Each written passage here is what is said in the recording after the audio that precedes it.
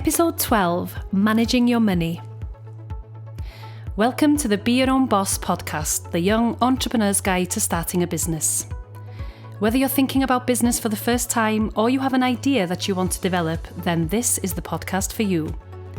I'm Mari and I'll be guiding you through this 15-part series that will keep you on track and help you think through the challenges that come with starting a business. Part of the Welsh Government's Business Wales service, Big Ideas Wales raises aspirations and supports young entrepreneurs' ambitions for business. Part funded by the European Regional Development Fund, Big Ideas Wales supports young people through online resources, business skills workshops, and one-to-one sessions with an advisor to help your ideas become a reality. To get in touch with us, you can like and follow us on Facebook, Twitter, and Instagram. Message us and one of the team will get back to you. Call us via the helpline on 03000 60 3000, live chat on the Business Wales website, or you can email us bigideas@gov.wales. It's episode 12 of the Be Your Own Boss podcast, and in the last episode we talked about pricing. I gave you the 5-step process you can use to work them out, but I think it's time we talked about managing your money. We all need assistance in managing our money from time to time, and I'm going to give you some simple ways you can look after your money when you run your own business. Think of it in basic terms. All businesses have money coming in. Well, we'd hope so, wouldn't we? This is your income. The money going out would be your costs. You need to record all of your income and costs so that you can manage your business and report to the UK tax body, or as they are known, the HMRC. If you earn more money than you're spending, then you're making a profit, and that's what we're all here for, right? But what you may not know is that many businesses struggle with cash flow because they often have to pay for things before they come in. Problems with cash flow are a common reason for a business failing, which is why you need to manage your money, and it's so important to keep on top of what money is coming in and going out. There are lots of cheap and free accounting apps that can help you manage your finances. Some banks also provide free software. You'll need to create a budget to make sure you keep your business costs under control. So once you create a budget, stick to it. When you create your budget, you'll notice some costs are fixed, such as rent, while others like materials or delivery costs are variable. Keep this in mind when creating your budget. Don't forget to include the key costs as well, like staff, rent, utilities, business rates, tax, insurance, supplies, marketing, and any loan repayments. Now you might be asking the question, do I need to open a business bank account? You don't have to open a business account, and you'll find a lot of freelancers use their personal accounts, but it's a good idea to get one. The benefits of having a business account are: all of your business finances will be in one place. Customers may prefer to pay a business other than a person. Your business bank manager can offer you advice and support. If you have a limited company or a partnership, then you should open a business account. Remember to shop around though, as business bank accounts charge fees, but these can vary, so look for the best option for you. If you're under 18, don't worry, it's possible to get a business bank account, but you might have to approach a few banks before you find the one that's best for you. You might have some questions about VAT, so let me give you some information. To be able to charge VAT, which is currently 20%, you have to register. And you can only do this once your turnover reaches the VAT threshold, which is currently at £85,000. If you do charge VAT, then you will need to fill in a quarterly VAT return. If you have paid more VAT than you received, then you will be reimbursed. Even though this all sounds great, most businesses find that they have invoiced more VAT than they have paid, and so they have to pay the surplus to the HMRC. It works both ways. Another question you might be asking is, do I need an accountant? Which is a good question. You don't have to have an accountant.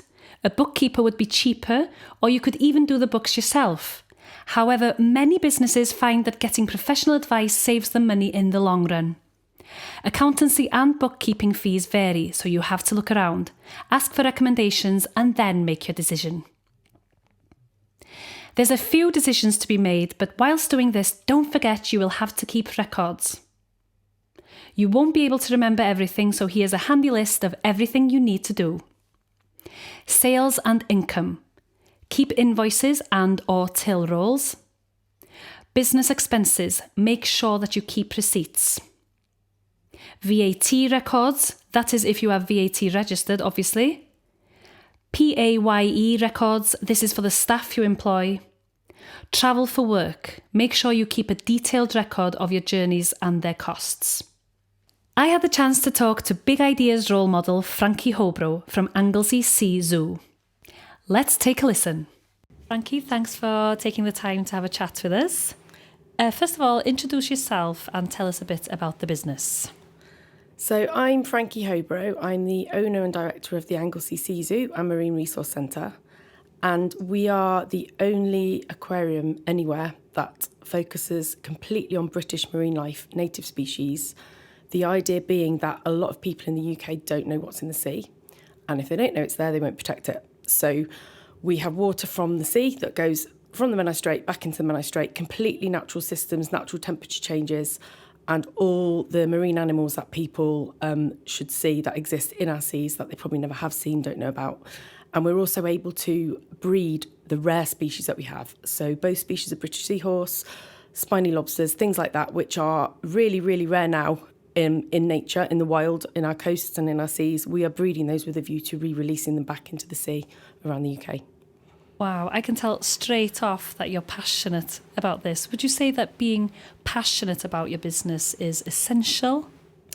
It's absolutely essential to be passionate about your business. And I think there's no problem if that changes, if the focus changes or your aims change. But if you've got that passion of the long-term goal and where you want to go and what you want to do, that's the only way really that you can continue to run your own business, because you're in it for the long haul. You know, it's not a quick short-term success. And if it is, then you have to have another passion to keep driving that further forward. So it's got to be something, even if it's something that people tell you, like they told me, you know, oh, you won't make much money doing that, you know, it's a lifestyle job, then that is what will keep you going. So you've got to have that passion and that determination and that long-term vision, really, of what you want to achieve. Were you aware of how challenging it was going to be when you bought the business? Is it over 15 years ago now? Yeah, it's about 13 years ago. And I have to be really honest, if I'd realised that everything is involved as sort of hardcore as it is, I had a pretty good idea about what I was going into. I made the decision, never thought in a million years I'd own a business in the past. Very, very conscious and aware of what I was doing when I bought it, but I didn't realise how intense a lot of the aspects were. And if I had, I certainly would have thought twice. So it's probably a good thing that I didn't know, really. So what kind of advice then would you pass on to a young person dreaming of starting their own business, knowing what you know now? First of all, I think it has to be something that you really, really want to do. You mustn't be put off by the fact that somebody might have tried it and failed before.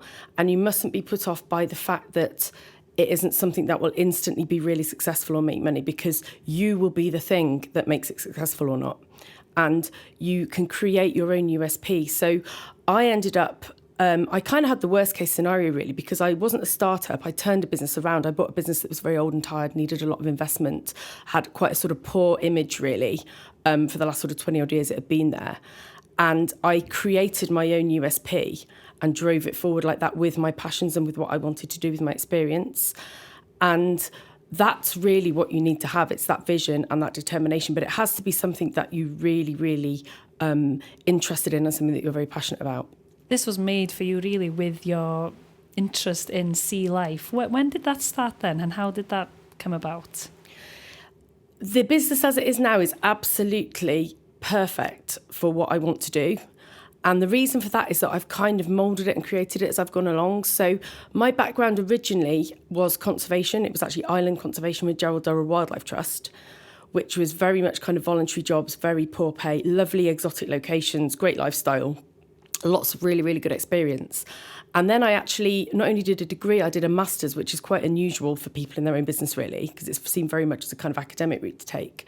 But my master's specialised in marine. It was marine environmental protection at Bangor University, and brought me back here. I've been here a lot in my childhood, a lot in North Wales, a lot in Anglesey. And it was after that, really, that I decided to move back and buy the business. And I turned it around into something that was what I wanted to do, that allowed me to follow those passions of sustainability, conservation, education with the public, and obviously the breeding and conservation, and sort of tying everything in really to the local community and the local environment, working with fishermen and making it into something totally different, totally unique within the UK, and unique anywhere, really. You must get a massive sense of achievement now, though, talking about it and looking at how far you've come on your journey and what the business is today. Feels like it's tailor-made for you. That must give you a real buzz. I do get a buzz. I love talking about the business. Still very passionate about it. Can't imagine that I won't be, because I think I get more passionate about it the more it grows in the direction I'm kind of pushing it in. I'm very fortunate. I've got a lot of staff who are on board with it, and they love the fact that we've got these kind of exciting projects coming up, and that we're so unique with what we do. And again, that's really important, I think. And what advice would you give on managing the cash flow of a business? So cash flow is always one of the trickiest things to tackle, especially with a business like mine, which currently we still close for sort of 6 or 7 weeks over the really quiet part of the winter. And it's obviously kind of feast and famine. So we have a lot of people visiting in the really busy times, in the summer holidays, wet days, things like that. And then there are times of year when it's really very quiet. So it's all about being resourceful. Unfortunately for me, that's what I've always done in my work before, in conservation work. So I'm used to kind of having to stockpile and having to plan ahead. The really nice thing is that it becomes quite predictable. So you at least know which days you're going to be busy. You know things like, when you're going to get hammered for your VAT bill, which in my case is right when I'm closing. So I have to make sure that I've got, prepared for that. So it's something that you have to be very, very organised about and very sort of wary of, really, especially, as I say, in a seasonal business. And it's another one of those reasons why you need to have your finger on the pulse all the time and really carefully watch all your outgoings, all your incomings, and make sure that you've got that reserve there as well for when you need it. Anglesey and the UK are fortunate to have a business like this as well. So well done. Thank you. And thanks for the chat. You're welcome. Now we've discussed managing your money and keeping records, it's time to start thinking of other aspects such as the law, insurances and taxes. So listen to the next episode to find out more. To get in touch with us, you can like and follow us on Facebook, Twitter and Instagram. Message us and one of the team will get back to you. Call us via the helpline on 03000 60 3000. Live chat on the Business Wales website, or send us an email, bigideas@gov.wales. Don't forget to get in touch with any questions.